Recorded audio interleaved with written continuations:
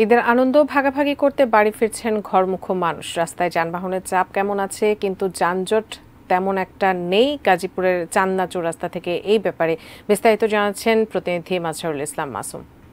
পবিত্র ঈদুল আজহাকে সামনে রেখে গতকালকে সরকারি অফিস আদালতের শেষ কর্মদিবস ছিল।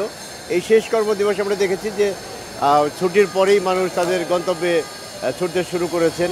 আমরা বিভিন্ন ট্রাক, বাস এবং রিক্সা, অটো রিক্সাতে করে মানুষকে যেতে দেখেছি এবং আজকে সকাল থেকে বিপুল পরিমাণ মানুষের উপস্থিতি দেখা যাচ্ছে বিভিন্ন বাস স্ট্যান্ডে।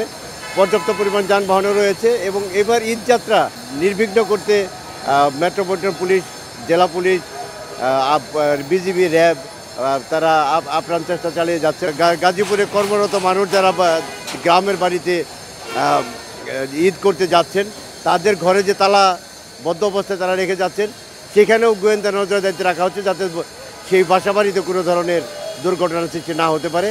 এই ছিল আমার কাছে গাজীপুরে থেকে যে ঈদে ঘরমুখো মানুষের যাত্রা, তার সর্বশেষ খবর।